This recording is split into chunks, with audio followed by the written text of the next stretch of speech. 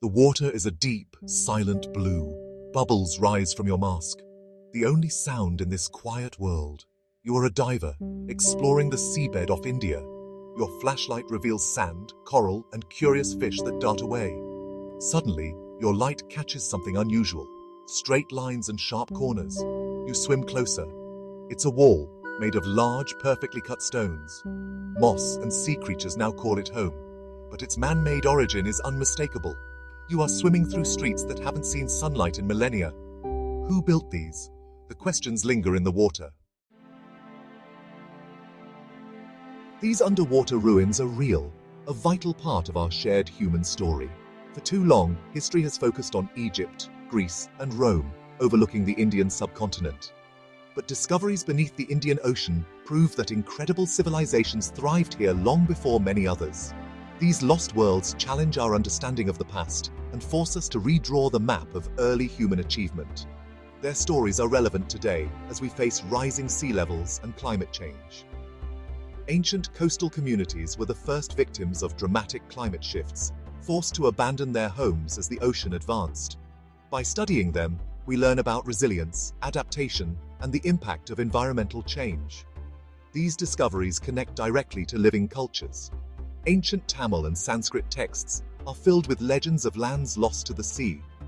For centuries, these stories were dismissed as myths, but archaeological evidence gives them new reality.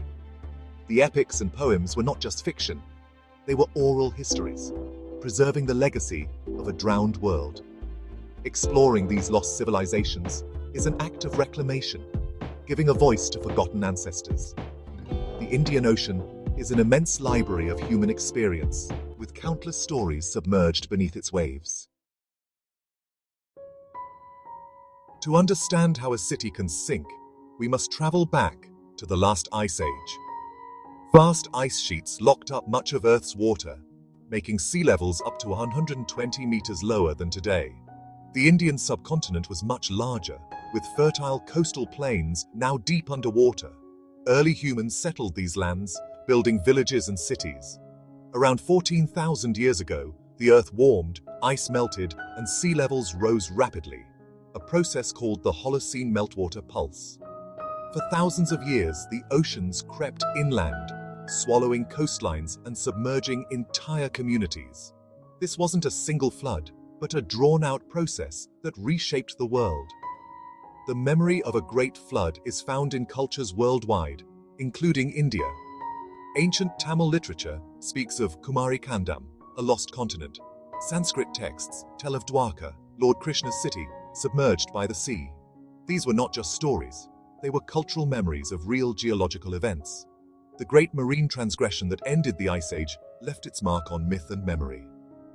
The legends are echoes of a world transformed by water.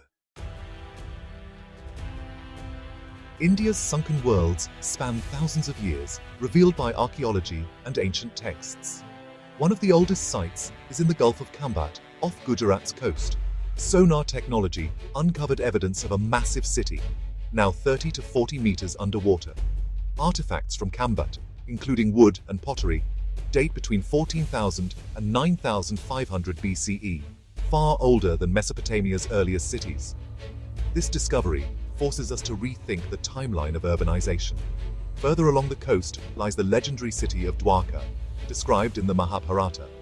Once thought to be myth, marine archaeologists found submerged ruins, stone walls, bastions, and anchors dating to 5,000 to 3,100 BCE.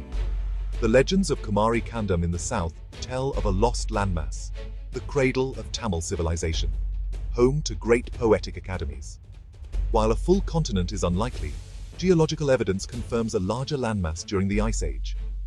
Literary sources suggest Kumari Kandam existed from around 10,000 BCE until its final submergence around 4,000 BCE. These dates overlap with the end of the Ice Age melt, grounding legend in science. The sunken past is not just myth, it's a timeline waiting to be uncovered. Each discovery redraws the boundaries of ancient history. Imagine a city so old it predates written history. The mystery of the Gulf of Kambat. Discovered in 2001, Sonar scans revealed geometric patterns stretching for 9 kilometers along an ancient riverbed. These were not natural formations, but the outlines of a vast city with streets, buildings, and a complex drainage system. Artifacts, including fossilized wood, were carbon dated to over 9,500 years old, twice as old as Sumer. This suggests a highly advanced urban society existed in India during the Stone Age. Archaeologists found pottery, beads, and human remains hinting at a sophisticated culture. The city's planned layout points to advanced engineering and strong central authority. Its location along an ancient river delta made it a center for trade and agriculture. The discovery challenges the idea that civilization began only in the Middle East.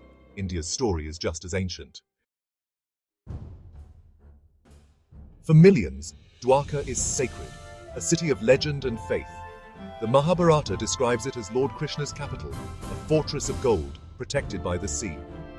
After Krishna's departure, the ocean rose and submerged his kingdom. For centuries, this was myth, until archaeology blurred the line. S.R. Rao, convinced by the legends, excavated near modern Dwarka and found evidence of an ancient port city.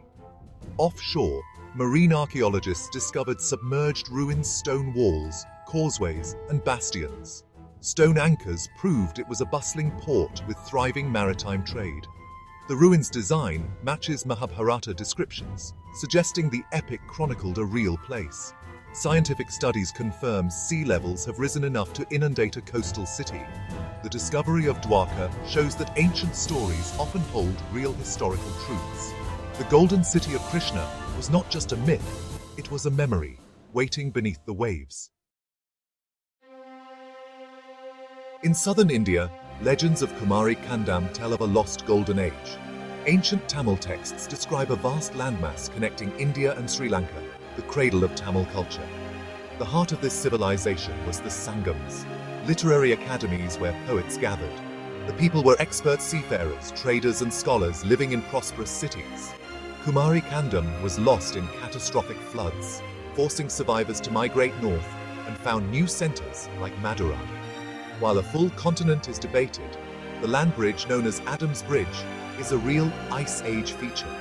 The submergence of coastal areas is scientific fact. These legends are cultural memories of real events. The story of Kumari Kandam is about survival, migration, and the enduring power of culture. The submergence of ancient civilizations was not their end, but a new beginning. Survivors migrated inland, carrying knowledge and memories that shaped new cultures. The advanced urban planning of Kambat may have influenced the Indus Valley civilization. Features like grid-like streets and water management systems reappear in Harappa and Mohenjo-daro. The lost world was reborn in new forms. The legacy of Kumari Kandam lives on in Tamil Nadu and Sri Lanka. The Tamil language and Sangam literature are direct inheritances. These stories provide a deep sense of identity and continuity. Maritime traditions, shipbuilding, and navigation skills were passed down, fueling vast trade networks across the Indian Ocean. The spirit of ancient mariners turned the Indian Ocean into a corridor of global exchange. The echoes of these lost worlds still shape the cultures of today. The stories of Kambat, Dwarka, and Kumari Kandam are more than fascinating tales. They hold profound lessons for us. They show that history is never complete.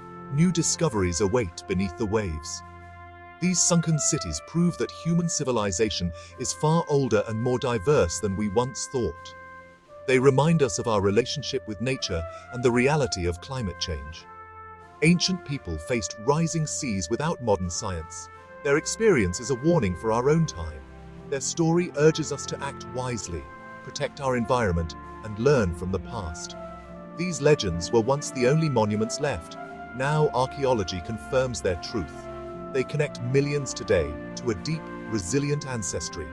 The search for lost civilizations is a search for ourselves, a reminder that we are part of a long story of loss, survival, and rebirth.